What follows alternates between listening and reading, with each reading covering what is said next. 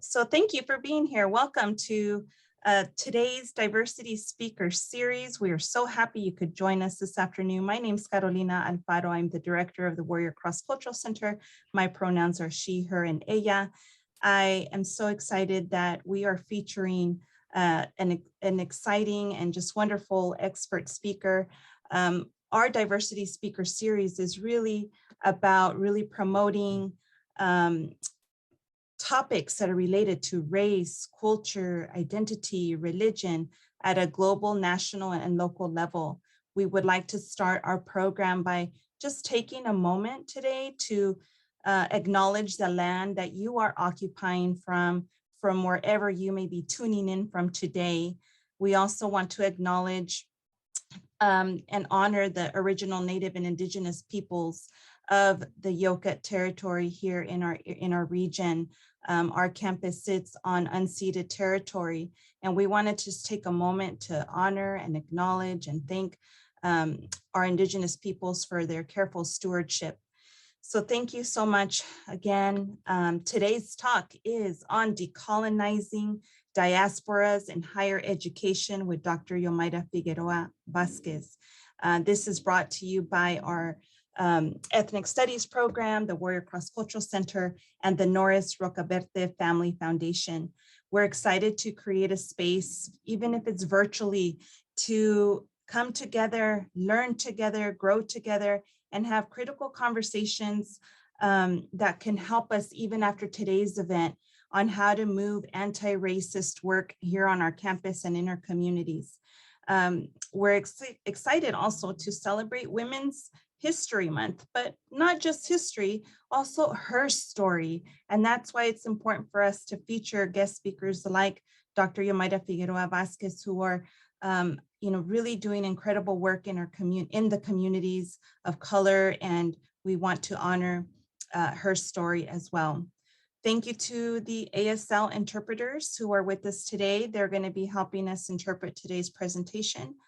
And at this time, I'm going to pass it over to Professor Bañales. He's the Department Chair for Ethnic Studies, and we'll be introducing our speaker. Yeah, welcome everybody. Thank you for being here. I'm going to introduce our special guest today. Dr. Yomaira Figueroa Vasquez is an Afro-Puerto Rican writer, teacher, and scholar.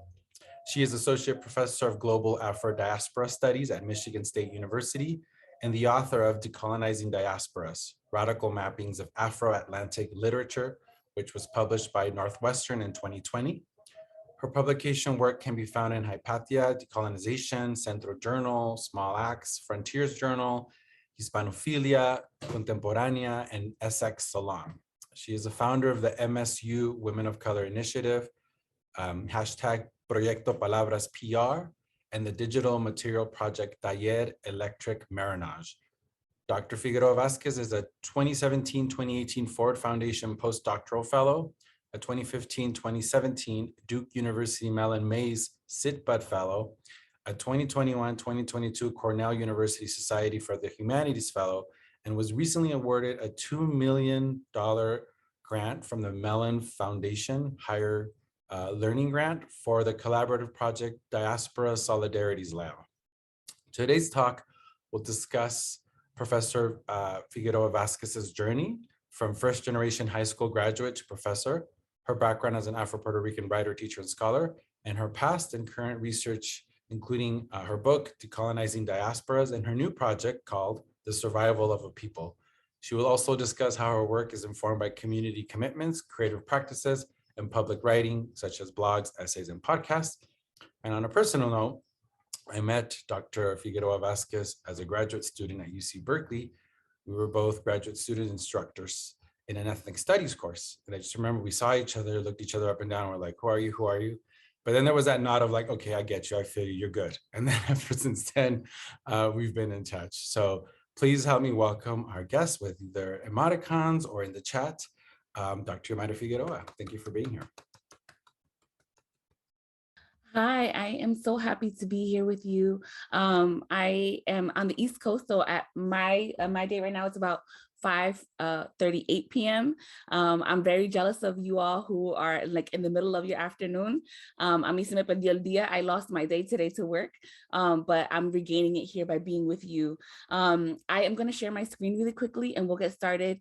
I am at I am a professor at Michigan State, but this year I'm at Cornell University in Ithaca, New York. I don't know if you're interested in seeing the icy tundra. I don't know if you'll be able to see it, but it's just a lot of snow out there. It's very cold. And so there is, it's nice to see some sunniness in some of the photos that you have or some of the images that I'm seeing of where you are. So let me try to start this slideshow. So this is the second time that I am speaking to you all at CSC Stanislaus, and it's actually been a really incredible experience to have that, to be able to talk to you all. And so this time I think it's a bit of a longer talk where I'm going to share a little bit of my journey. I want to say that my home campus is at Michigan State, and it's on the Three Fires Confederacy lands. And that means that it is the traditional and ancestral homelands of the Ojibwe, Potawatomi, and Odawa peoples. And where I am right now at Cornell University, it is the Cayuga and Haudenosaunee homelands. Both of those universities are land grant universities. And for those of you who don't know what land grant universities are, they're universities where the state and the government gave land over, dispossessing indigenous people to start to create agricultural colleges and universities for settlers. Michigan State University is the pioneer land grant, is what they call themselves. So the first university where the university or where the state was in cahoots with the university to dispossess indigenous communities and encampments on what is now the campus to create the university. And Cornell is also one of those land grant universities. So in many ways, even as a colonial subject of Puerto Rico, I am working and living on lands that have these overlapping histories of violent dispossession and continued erasure of indigenous communities. And I want us to kind of be able to hold those realities for us both, on the campus where I am and the campus where you are right now. So if you've seen me present before, you probably have seen this slide. This is the slide that I often open with, and it's a slide of me and my parents and the city where I mostly grew up in, and the city where my family is from in Puerto Rico. I am Afro-Puerto Rican from both Caguas, Puerto Rico and Vega Baja, Puerto Rico. Caguas, Puerto Rico is like in the center of the island. It's mountains, it's valleys, it's very rich and lush. And that's the photo that you see on one side. It is a view from Tomas de Castro, which is the mountains in Caguas, Puerto Rico, where my family has lived for centuries. And then on the other side, you will see Hoboken, New Jersey, which is where I grew up. And Hoboken, New Jersey is a 1 square mile city right outside of Lower Manhattan. It's about 2 minutes outside of Manhattan via ferry, about 5 minutes via train. You can take the bus, you can drive. We're between two tunnels, the Holland and the Lincoln Tunnel. And in Hoboken, I grew up both in the tenement apartments, which are these kind of apartments where one room follows the other. There's no privacy. It's just kind of like, they call them railroads also because they kind of look like a train. It's like one room, one room, one room. And so I grew up in a 3-room railroad apartment with my family and my siblings. And then we were burned out of our building and we moved to the projects for the rest of my adolescence.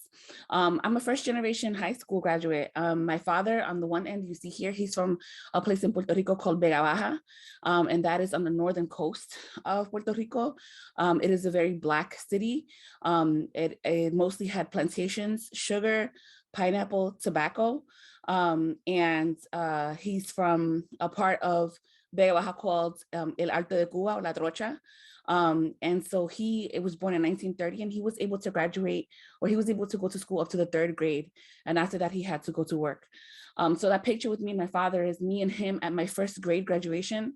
And he was so proud of me going to school as a kid. I always thought it was so interesting and nice. But now as an adult, I think back to this photo and realize that, for him, I'm over here graduating in the 1st grade, and he only got to study for 2 more years after me. So it must have been very incredible for him to be able to have a child who he knew would be able to get through middle school or grammar school, elementary school completely, and then middle school, and then potentially high school. On the other side, there's a photo of me and my mother, and that is at my PhD graduation from UC Berkeley back in 2014, I think. And my mother was able to study up to the 8th grade in Caguas, Puerto Rico before she was married and started to have children at the age of 15. And so they both migrated to the United States in the 1970s, working in factories and sweatshops in Hoboken, which was a very industrial city at the time. And actually Hoboken was a city that had a huge Puerto Rican population. So it's a small city of 50,000 people, but 1/3 of us in that town were Puerto Rican. So I very much grew up in an ethnic enclave on the East Coast in many ways. And I'm gonna talk a little bit about my journey of like how I ended up going to college and how I ended up like continuing in school. My family had no idea what was going on. I often think it's like a series of like really amazing mistakes and just opportunities that really I'm very grateful for, you know. I went to Rutgers University as an undergraduate where I studied English, Puerto Rican studies, and Latino and Caribbean studies, Latino and Hispanic Caribbean studies. And as well as women's and gender studies. And I'll talk a little bit about how I ended up going to college, but after college, I went to graduate school at UC Berkeley, which is where I met Professor Bañales when we were graduate students there, and I got my PhD in comparative ethnic studies. I'm gonna move over to another slide where there's some more family photos and a little bit more context about how I got to where I am. So, I have some photo of my parents here, some photo of my mother, my aunt, and me as a teenager outside of the Twin Towers when they were still up right in Hoboken. Pictures of my grandmother's 90th birthday many years ago. And school and family and college graduation. And I have this here because I think it's important to kind of mark a series of things. Number one, I never thought I would go to college. I always thought, my family and my parents come from a very humble place and very humble roots. And for them, it was really important for me to graduate from high school. And my mother would always say, Yomaira, lo único que te pido, por favor, que te gradúes de la secundaria, por favor, que te gradúes de la high school. And I used to be like, lady, relax. Like, I'm going to do it. I'm going to graduate from high school. What's the big deal? But I didn't really understand the context from which she was asking and pleading for me to please finish high school. One is that it's out of 4 of my siblings, only my sister and I graduated high school. My 2 brothers were not able to graduate high school for a lot of reasons, but a lot of them had to do with racism. And so they ended up dropping out of high school. My oldest brother dropped out as a senior. And my younger brother, who's right above, the brother right above me, dropped out, I think, as a sophomore or a junior from high school. And that's something that I think they both really regret to this day and have a hard time contending with. But I didn't really understand that at the time. For my mother, it was important that I got a job in a professional kind of place, such as like a secretary or an administrative assistant. For her, that was like the kind of that meant that I didn't have to work in the factories like her, right? And so for a long time, I always imagined that I wanted to be a teacher, but my mom wanted me to be like a secretary. And so that I thought that I would go to DeVry, that I would go to like a 6-month school in New York City. No, my sister had graduated high school, but she had gone to the Navy. And so I didn't really have any idea that I could go to college or that college was for me at all, right? So it wasn't until I was a senior in high school that I decided that maybe I would apply to school and to college. And my friends had all been applying already, and they had been taking their SATs and doing all types of stuff that for me felt like it just was an impossibility. Like it wasn't for me to do that, it just wasn't meant for me, and no one in my family had done it. I didn't know anyone that had really gone to college. And I was also like low-key a hood rat, you know what I'm saying? Like I worked full-time when I was in high school. I was helping out my family. I was hanging out with my hood rat friends, doing things that I can't talk to you about here on this Zoom. And I wasn't really paying attention. I just had the kind of singular track of, what my mother wanted me to do. Plus, my family was very religious. And as part of our religion, it was like kind of frowned upon to go to college. And we could talk about that in Q&A if you want to. So going to college was like kind of a big like no-no, But my senior year of high school was 2001, 2002, and it was the year of 9/11. And from my English classroom, my English class on the top floor of the high school, we watched the Twin Towers burn, and it was really, really impactful. excuse me.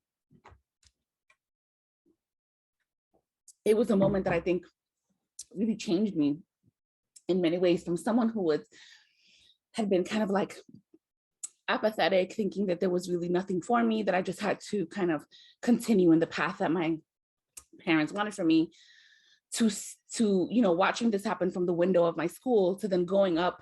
You see a photo of me as a teenager standing right in front of the Twin Towers there, watching them burn to the ground, right from across the river, less than a mile away, with the ashes of the buildings falling all over us. For me, I thought it might be worth giving life a try in a different way, and just trying to see, maybe I can go to college, maybe I can do something, maybe I can be a teacher, you know? And so I decided right there in the September of my senior year that I was gonna like try to do something. And I decided that instead of like just hanging out and partying or whatever, that I would take a lot of that time. And I joined the soccer team, I joined the bowling team, I joined Harvard Model Congress, I joined like the drama club. I did all these kinds of things while also working full time. And I started to like take my SATs and my ACTs, and I started to do all this stuff. And my teachers were like, "Who is this girl? Like, what are you doing? Like, who is this person?" And I was just like, "I don't know. I think I'm gonna try. I think I'm gonna try. You know, like why don't I just try? You know?" And part of it was just a sense of the uncertainty of life. Part of it is also that so many people from the church that I went to, a lot of the women who did worked as administrators and secretaries in the World Trade Center, right? And I thought about like, a lot of them had been kind of put into that track through the church. And I thought maybe, you know, maybe I could give my own dreams a try. So I started to apply to colleges. And I remember going to Harvard Model Congress and being able to go to Boston. And then I came back from Boston and I got like a big envelope acceptance letter from Rutgers University. And this is a much longer story, but part of it is I had applied to Rutgers once, and my transcript was just so funky, right? It was very uneven as a high school student because I didn't really care about anything. And I didn't really have any real classes or textbooks, you know, that I got rejected. But my guidance counselor, she had seen a kind of change in me. And so she kind of called the admissions office and then resent my application and was like, no, you really have to look at this application one more time. Just look at her one more time. And I didn't know that it was going on behind the scenes. So when I got this envelope with this acceptance, I was blown away. But I remember my mother coming into the room and she sees this big, you know, package, and she said, "What okay, eso?" And I'm like, I got into university. And I remember her telling me, Yomaira, no hay chavos, right? Yomaira, there's no money. We don't have any money for that. And I was like, I know, you know, like I know, I understand, but I'm gonna try. I'm gonna keep trying, you know? So I ended up going to Rutgers through the EOF program, the Equal Opportunity Fund program, which helped cover some of my tuition. And I still worked like 2-3 jobs simultaneously to help purchase books, to help pay for housing, and to help keep my family afloat. And I went there thinking that I was gonna study Spanish and English. I wanted to become a Spanish teacher or an English teacher. And I wanted to teach literature. I always loved literature. And I thought like, I can speak Spanish, like that's my first language. So I could, you know, just do this, it's gonna be easy, you know, and I'm gonna learn about myself. And I remember taking Spanish classes, my first one, and I had placed out of language. So I went right into the literature classes. And I remember reading all of this like peninsular, like Spanish literature, Don Quixote, and all these other folks from Spain. And I was like, esto no tiene nada que ver con nada, like nada conmigo. This has nothing to do with me. You know, like, this is like literally Spanish literature and Spanish culture. And it has nothing to do with the experience of being like a Latina or like the Latinx Caribbean, which is what I kind of mostly knew about at that time.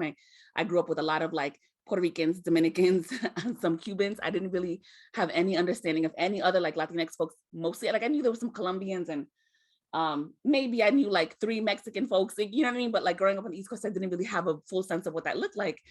But I knew that in the Spanish department, I was not going to get what I thought, right? Like it wasn't what I thought. And I knew that there was a Puerto Rican studies major in the university, but I was like a real knucklehead. And I was like, I'm not going to major in Puerto Rican studies. Nobody in Puerto Rican studies could tell me anything about being Puerto Rican. I like live it, I eat it, I breathe it, I know it, I go there. Like, you know, like, no, you can't tell me nothing about myself, you know? which was really funny because the first Puerto Rican studies class that I took, maybe I think my sophomore year of college, I was like, whoa, I did not know any of this background. I didn't know any of this history. And it really helped me understand a lot of things. It helped me understand like how my family got to the United States. It helped me understand that really complicated history of being like a Spanish colonial subject on the one end and a US colonial subject on the other end. It helped me understand why people had so many like racist and discriminatory things to say about Puerto Ricans, right? It helped me understand why my family had been like underemployed in these kind of sweatshop factories, why my family was on welfare, right? Why I grew up working poor in the way that I did. And all of a sudden these things start to fall into place for me, right? And I became really excited about what I was doing. And I still had the goal of being a high school teacher. At the same time, I was studying English literature. And I took the track of studying African-American literature because I thought it was really cool, but there was also not many other tracks I could take, right? So I could take straight up British literature or American literature, and the only kind of like ethnic studies literature I could do was African-American. So I wasn't getting any like Latinx literature there or Asian American or any other kind of literature except for the kind of like African-American and Afro-diasporic literature track in that department. And then I started to study gender studies because I started to think about, I also went to college as being like, I don't even know what a feminist is. That's not for me. Like I'm not interested. And I started to learn about the history of feminist movements and women of color feminism, and I started to really think about how all of the women in my family and even some of the men in my family were actually staunch feminists and were really at the forefront of so much of the thought that was going into the theory and into the practice. And all of a sudden I realized that it wasn't just like the stereotypes that I had been given and fed about feminism, but actually it was a way of life. And so I started to kind of meld those things together. And I decided that I wanted to, I still wanted to be a high school teacher by the time I was in my third year of college. And there was something that started to happen around me, which is a lot of my friends that ended up coming with me from my high school, which was only like 5 or 6 of us that ended up getting into Rutgers, a lot of them were dropping out. So by the time we were finished, I think there was only 2 of us, maybe 3 of us left. And I started to think about like, okay, we're rounding around the end of this college career. How is it that like these folks who were way smarter than me in high school for sure, you know what I'm saying? Plus there was a bunch of other people in high school who were like really like doing stuff, achieving, doing things. And they didn't even make it to college with us, like how is this possible? And I realized that despite the fact that, I had come from the kind of background that I came from with a very like huge lack of preparation for college, I had a lot of support from my professors. My professors understood, like I was first gen student. I went to college. My father dropped me off. I remember my first year with his friend to the front of the dorm. They dropped off all of my maletas and my boxes and my stuff, and then they left. They didn't know that they could help me bring it into the dorm, right? They also dropped me off with a typewriter in 2002. I had a typewriter in college, right? Like, and it was like so embarrassing. I saved all my money for the first semester so I could buy myself a laptop for the spring semester. And so I realized, that my professors knew that I had been working multiple jobs, that I had been taking care of my father, who he had gotten diagnosed with cancer my very first year of college, at the end of that first year. And they had been so supportive of me. And without them, I probably would have had to drop out also, right? And then I had like a brain, like the light bulb moment where I was like, yo, like I could be a high school teacher and help the students get to college, but when they get to college, like who's gonna help them finish? Like who's gonna like support them and help them like deal with all of the madness and all of the different, ways that things can go wrong. And I was like, I'm gonna be a college professor. So I went around to one of my professors and I was like, hey, I have a question. How do you become a professor? And they're like, well, you have to get a PhD. And I was like, I bet I'm gonna get a PhD, but I still had no idea what that meant.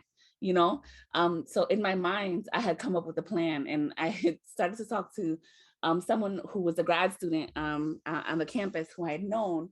I remember telling her, like, okay, so here's the plan. I am going to go and I'm going to, get my master's, and I'm going to become a teacher, a high school teacher. And then when I'm like 50, I'm going to go get my PhD, and then I'll be able to become a professor. And she was like, what are you talking about? You don't have to do it like that. You can become a professor right away. You don't have to be a teacher first. And that blew my mind because I thought that all professors had been high school teachers or like elementary, middle, high school, like they went all the way up, you know? And so she told me about this program called the McNair program, which was a program that was supposed to prepare first generation and underrepresented students for graduate school and for a PhD. And so I applied to that program and I got kind of like a crash course into like what a PhD program is and how to conduct research. And I started to do work. And I decided that I would, you know, in my final year of school, and I did 5 years of undergrad, that I was going to apply to graduate school. And in my mind, I still wanted to be an English professor.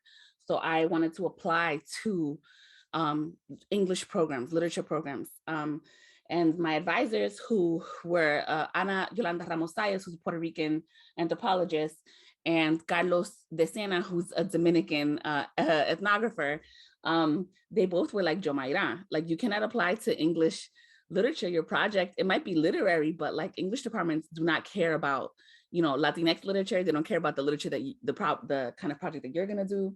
And I was like really stubborn. I was like, how are you gonna tell me? I'm gonna be an English professor. Like, what's wrong with you guys?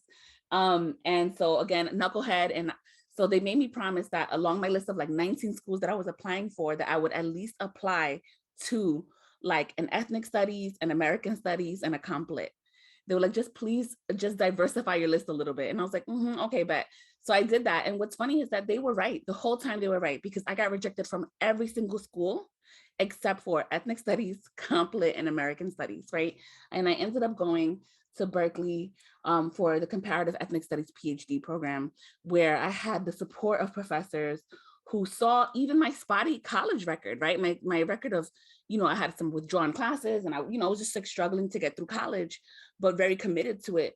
And they were able to help me be supported and get a fellowship, right, to get funded for graduate school.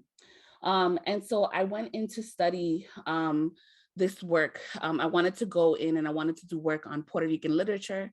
And when I went to this program, I'll tell you this, that I felt like I went to grad school, I was like 21, 22 maybe.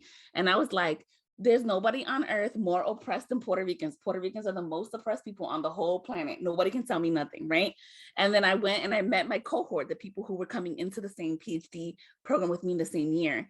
And they were like, Chamorro from Guam, Ojibwe from Minnesota, you know, Asian Canadian from Vancouver, somebody whose family had fled from the fall of Saigon, right? Like I had all of a sudden encountered all of these different folks with all of these different histories of colonialism, oppression, racism, dispossession, displacement. And I had to take, I kid you not, several seats. I had to take several seats and sit down and begin to learn other histories of other folks, right? At the kind of intersection of empire and colonization. And that for me was like really eye-opening, because I went there and I was like, I'm gonna do this Puerto Rican project. And they're like, that's great. Well, you're gonna learn Native American history and Native American studies and Asian American studies and Chicano studies. And I didn't even know what a Chicano was. I was like, what are you talking about? And one funny anecdote was one of the hosts, when I went on my visit to Berkeley to kind of check out the campus, I was being hosted by some undergrad and graduate students in the apartment, and they had like a photo on their wall, huge poster. And it was like a mosaic, but the mosaic made up a face of a man. And I was like, oh, who's this guy? And they were like, what? Who's this guy? And I'm like, yeah, like, I'm just wondering what the photo is.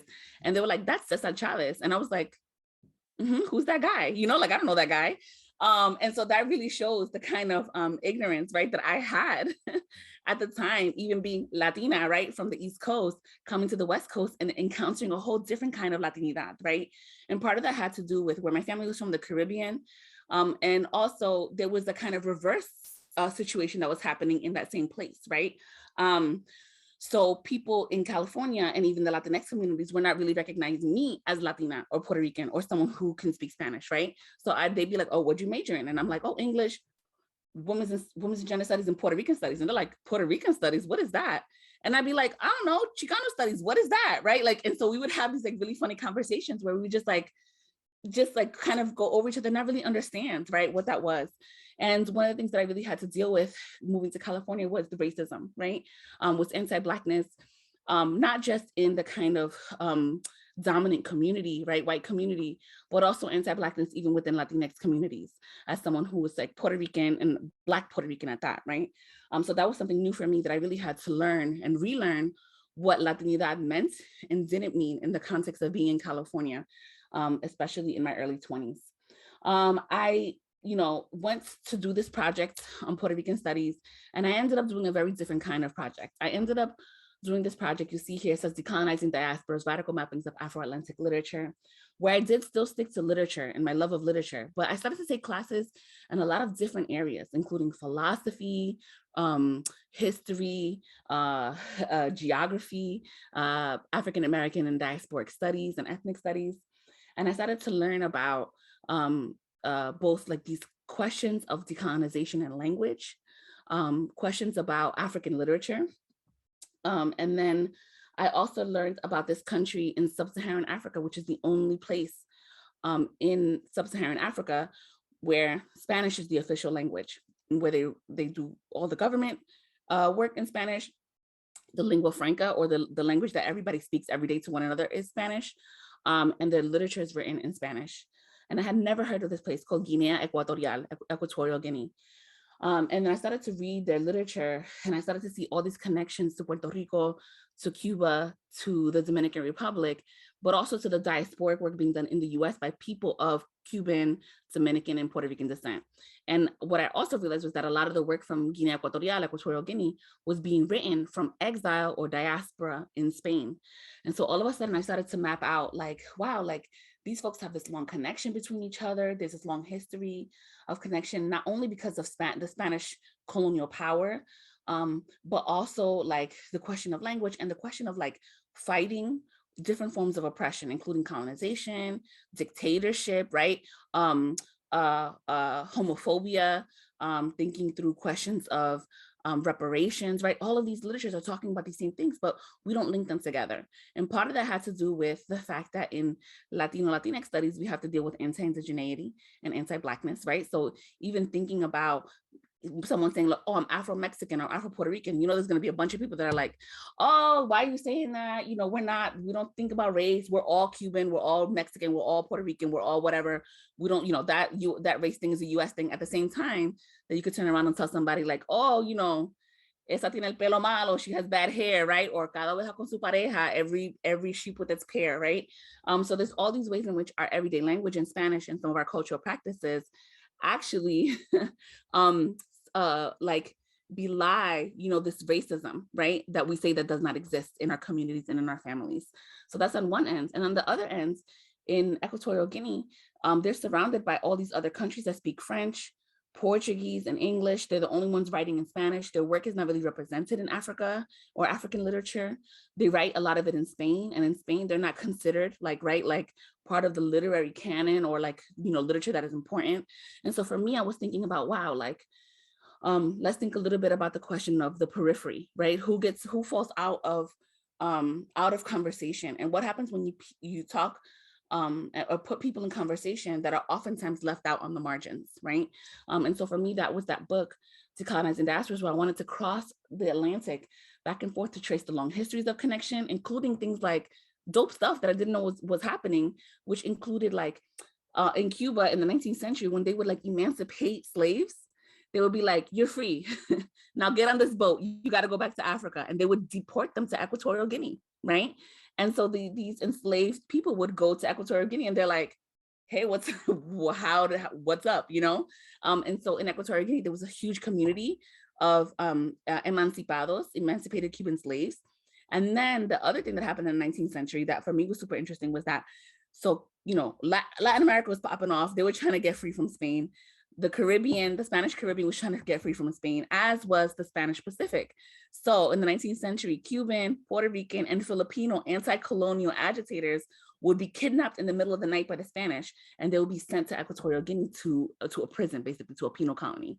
And so I was thinking about all these connections across the Pacific, the Atlantic, and Africa. And I was thinking, wow, it would be really important for us to kind of foreground these relationships and this literature to see how it helps us illuminate questions of decolonization, liberation, resistance, and also what it means to live with these hundreds of histories of colonial subjugation.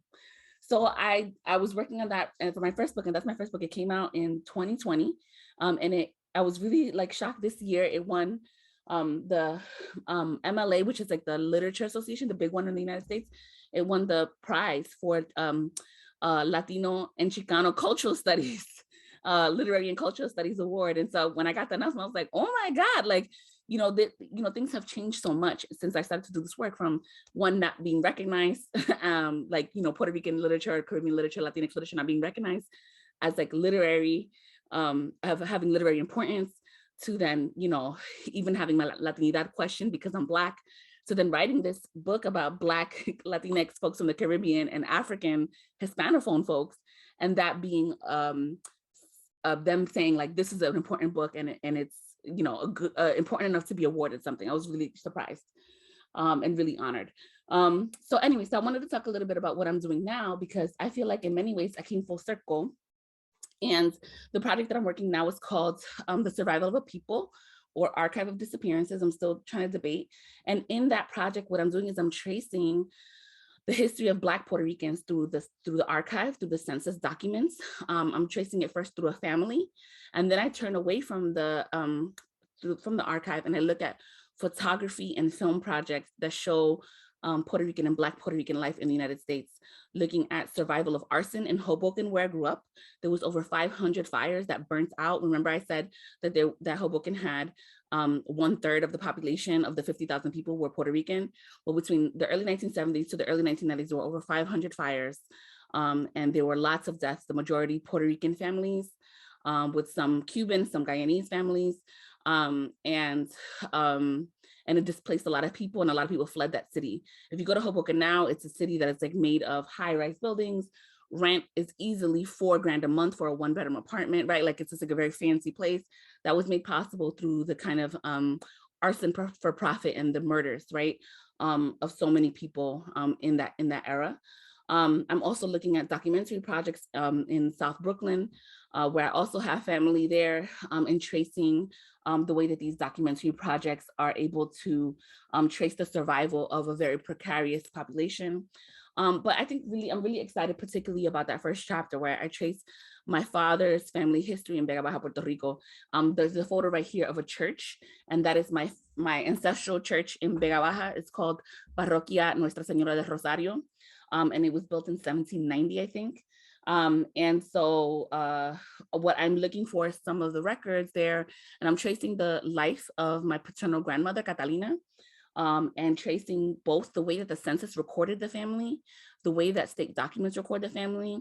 I'm also trying to trace her death, her murder in the 1940s, the murder of her 2 sons in the 1940s and the 1980s, and then the murder of her great-granddaughter in Hoboken, New Jersey in 1997, to kind of look at the kind of violence faced by Black Puerto Ricans in general, but also specifically looking at intimate and gender violence, particularly faced by Black Puerto Rican women across generations and across the diaspora. I'm also looking at the way that the census document erases Black people.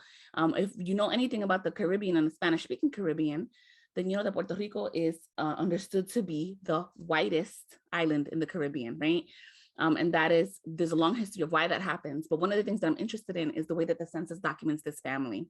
So what you see in a very early census document, the 1910 census, you see that the parents are negros, but the children are considered mulattoes, right? According to this kind of racial logic at play. One of the questions I have is, how do 2 negros make a mulatto, right? How do 2 Black people make mixed race children? And then you see by 1930, 1940, some of these children are considered colored. And then one of the things that I noticed then by the very end, around 2010, when you start to see the death certificates for some of these children, particularly my father's own death certificate, he's categorized as white. And you all saw a photo of my father. Let me go back here. He's the one in this photo with my mother in a blue dress. See that man right there? It's not a white man, right? He's a Black Puerto Rican man, but on his death certificate, he's categorized as white.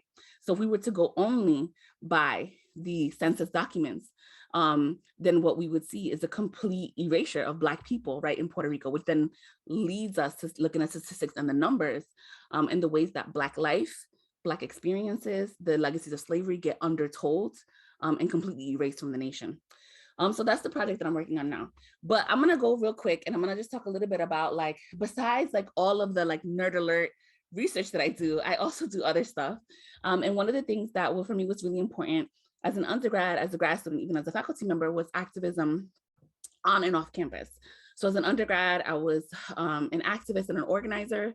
When I went to graduate school, I was kind of learning the ropes of what was going on in California and trying to get a sense of the Bay Area. I didn't know anything about California. I joined the Women of Color initiatives as well as a series of other things, but this was for me kind of interesting. So at Berkeley, there was Women of Color initiatives and they organized the largest Women of Color conference in the US. And the organizing committee is made up of like community elders, undergrads, grad students, staff folk, like anybody can come in and help organize this. And it reaches out to activists, organizers, artists, different kinds of like women, including like, Angela Davis, Dicia Pagan, Afrolabix Morales. Like we had all of these different folks coming in to work and to learn from. And so when I got to Michigan State University and I became a professor, which LOL, on a side note, I want to say that when it came time for me to become a professor, remember how I got rejected from all the English departments when I was applying to grad school? You fast forward some years later, when I was applying to become a professor, the #1 departments that were offering me jobs were English departments. And I just thought that that was also an incredible moment where like, these were places that would not train me, right? Would not take me as a grad student, but then would actually hire me as a professor. So I took that as both like, y'all wallin, but then also I thought like, wow, this is an opportunity for me to open doors for more people, right? So at Michigan State University, I started the Women of Color Initiatives Project with one of my colleagues.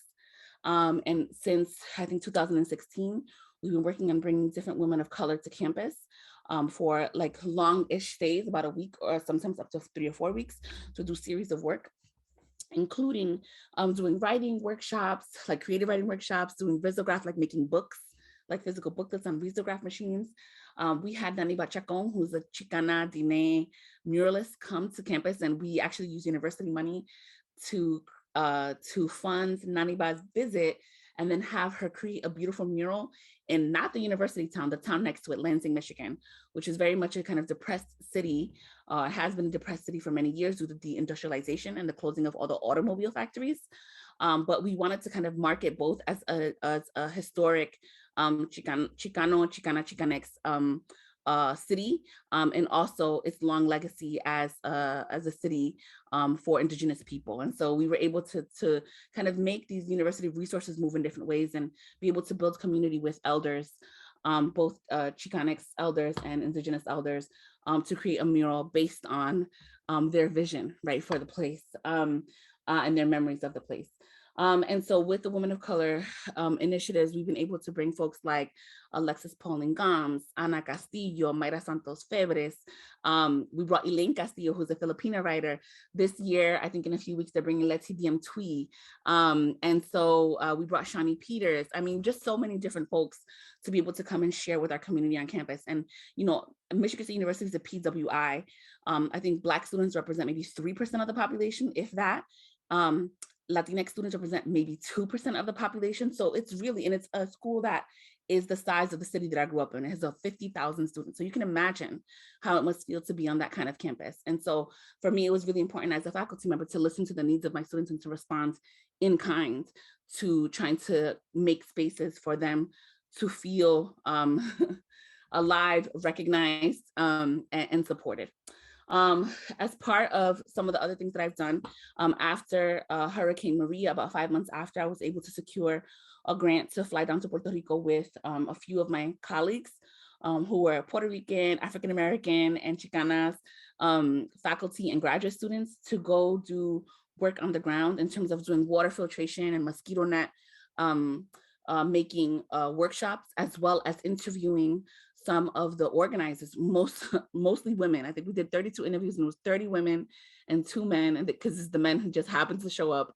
But watching and seeing how all these women were organizing in the wake of the hurricane and thinking through their experiences. So we were able to do this work and we traveled all over the island as best as we could in the wake of Hurricane Maria, which devastated so much of the landscape, and the infrastructure was really hard and a very actually traumatic experience for us.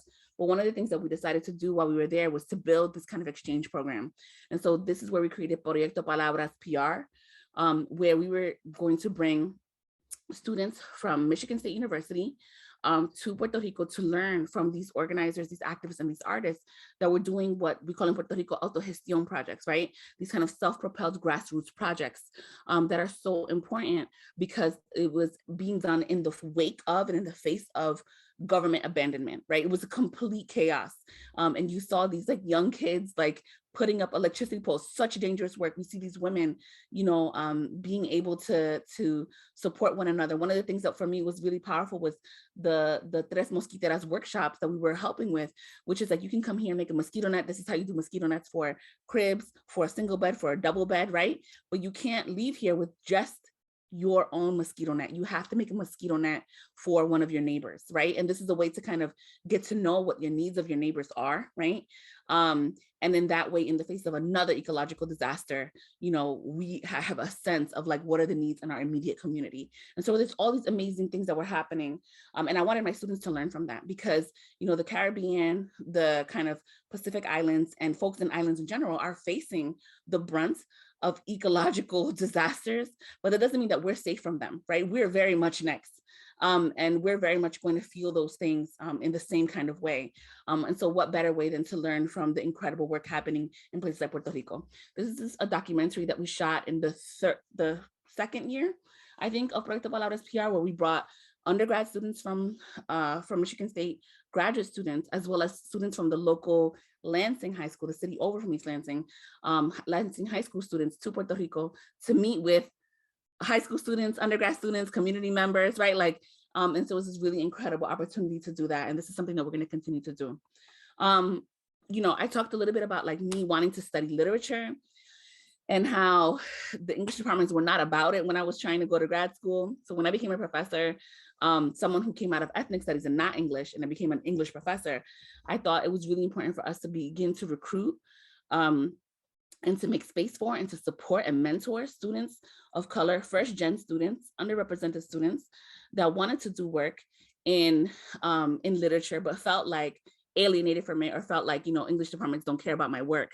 And so we decided to develop Muse, mentoring underrepresented scholars in English, which was a workshop that was dedicated to supporting prospective English grad students. So we bring between 8 and 10 students every fall to Michigan State campus for an all-inclusive, like all-paid, multi-day visit.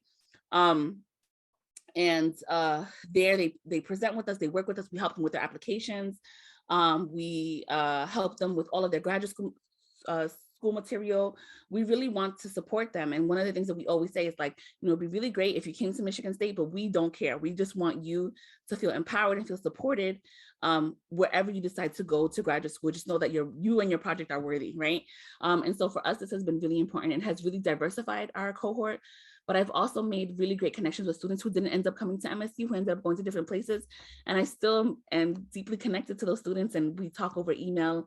And sometimes they'll hit me up and come to my office hours on Zoom to like talk about stuff. And for me, that's an important part, right? Like building connections with students who might not have a connection with another professor, who can understand where they're coming from, that first generation experience, that like racialized experience, the gendered experience, right? The sexual orientation experience, and to be able to feel welcomed and that someone will listen to them and thinks that they're valuable and worthy, right, of going to graduate school.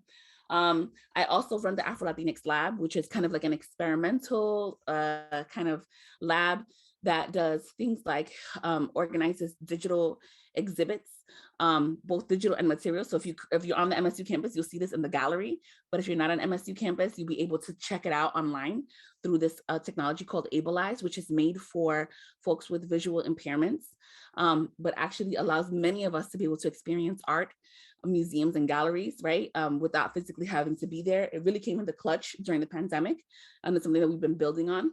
And so we've done a series of different things, but one of the things I'm really excited about is the kind of glimpsing into the classroom. So this is the kind of experimental part where I invite different scholars of Afro-Latinx studies to come to the class, either my undergrad class or even my grad class, and I record it. But I only save the audio recording. And what you have is this conversation. You have the ability to step into a classroom, even if you're not in college, even if like, you know, it's like you sharing it with your mom or your grandma or someone else, right? Like to be able to hear not just the speaker, but the interaction between the speakers and the students. And they're usually really short, you know, like something like 30, 45 minutes, little snippets of conversation between someone who's an expert in a particular field of topic in Afro-Latinx studies, and the students who are engaging with that work. And that this year we're doing another series. This is photos from last year's series. This year, I think last year we had 3, and I think this year we have 6 folks coming in to talk about their work, and I can drop a link later in the Q&A for that. But it's something I'm really excited to do, because I think about like even my own experience thinking like college is not for me, university is not for me, and maybe even being able to listen to these conversations maybe could have changed my heart and my mind earlier on, you know, or even being able to share something like this with my sister, my siblings, my aunts, could have meant something to them, right? And could still mean something to them now. I run this project, co-run this project called Electric Marinage with my colleague Jessica Marie Johnson, who's also, she's Black, Puerto Rican, but she's African American and Afro Puerto Rican, from Chicago. She's a historian at Johns Hopkins, and we run this digital site called Electric Marinage. It has blogs, it has mood boards, it has some podcasts, it has a library. It has so much stuff. If you click on any one of these squares, it'll take you to like a whole different place. And it really is a place, a creative space for people of color to think about the ways that they escape, right? Are able to free themselves in small and large ways through their creative writing and artistic practices. And I really am excited about this. And this project let us kind of put us on the radar of the Mellon Foundation, for which we were just awarded what your professor mentioned at the beginning, a $2 million grant from the Mellon Foundation, which actually brings in a lot of the things that I just talked about. So it brings in the mentorship part, right? In terms of like mentoring undergrad and graduate students. It brings in a lot of research through like a series of digital humanities micro labs. We are also doing summer labs where we're going to be taking people to Puerto Rico, to Dominica, to New Orleans. We're going to be working with community organizations and re-granting some of the money that we got to non-academic, non-institutional artists, farmers, writers, scholars, activists every year. And we are just really thinking through what it means to do this ethically and how to redistribute these funds in a way that supports many people. And so, you know, these are some of the threads and some of the things that I've been doing with my job and my career, informed definitely by my experience of being Afro-Puerto Rican, working poor, coming from a particular background, and trying to think about what we could do in our jobs and whatever career we have to kind of expand the network, right? To open spaces for others. So I think that's all I have for you right now. And I'm looking forward to Q&A. Thank you. Thank you, Yomaira. If folks can, you know, put in the chat, or if you want to ask a question, we have a few minutes. Please feel free to do so. There's also a link for a feedback form. So please go ahead and fill that out. Does anybody have any questions or comments? I actually do have a question. Mm-hmm. Well, a comment as well, but that is so inspiring of you to just click your mind one day to another. Like me being in college right now and just experiencing like with everything during the pandemic has actually just made me feel a little like I can't get things done because I'm not in person as much. How did you just switch like one day overnight? You're just like, I'm gonna do this and this and this, and I'm so determined. Like, how did you just make that decision? Like, I don't know, where like you were so like party and whatever, you know, like I'm chill, like I'm gonna do my thing. And then all of a sudden you were like, no, like I'm gonna step on it. Like, I just love that. Like, I just want to know how you gave yourself so much. You were like, I'm there for myself. You know what I mean? Yeah, it's hard. I don't know. You know, like, yeah, I think like the first thing that comes to my mind is like, ponte las pilas. You know what I'm saying? Like, tú vas a hacer, like, what are you going to do? You got to do it for yourself, because like, you know, for me, it was like that moment, right? And part of it was like, there was like a huge disaster happening at the moment. And I was like, oh shit, like, what, Yomaira, what are you doing? Like, you just say you've been partying nonstop, and like this is like a huge thing. But it made me think, like, I was like, you know what, if I don't do this for myself, who's gonna do it for me? You know what I'm saying? Like, and I started to think like, mommy, papi, they can't help me right? And that's one of the things that got me through college. When I kept thinking about like my friends or acquaintances that I knew from college who were like doing stuff and I'm gonna take a semester off, or I'm gonna do this and I'm gonna do that. And I was like, Yomaira, you have to like stay on track, Yomaira, because mommy papi cannot save you from this situation. You are the only one that's gonna be able to like stay the course here, and so for me that was really important. And I'm not saying it was easy, it was really hard. It was really, really hard. Like if I think too much about it, I'll start crying, because there was like really rough times, like trying to survive going to college. And even like things like my college graduation, which I was like, oh, like I did it. Like, oh my God, it took me 5 years. And my family came, no camera. They were like, hi, how you doing? And if it wasn't for my friends that were there would be no photos or no like documentation of that. And I realized then that like, even though I was doing it for them, I also had to do it for me, because they had no context. Like they were just like, bueno, qué bueno que terminaste. And then I'm like, I'm going to graduate school. I'm like, ¿y tú sigues con la escuela? Tú no vas a terminar. You're not going to finish. You're still going to school, Yeah. And so I realized, like, I was like, I got to find it in me, right? Like, what is the reason for me to do it? And it's not going to be for validation externally, because I'm not going to really get it from them. Because they're like, congratulations on your PhD. Like, vete a lavar los trastes. You know what I'm saying? Like, go wash dishes, I knew that you have to find it in you.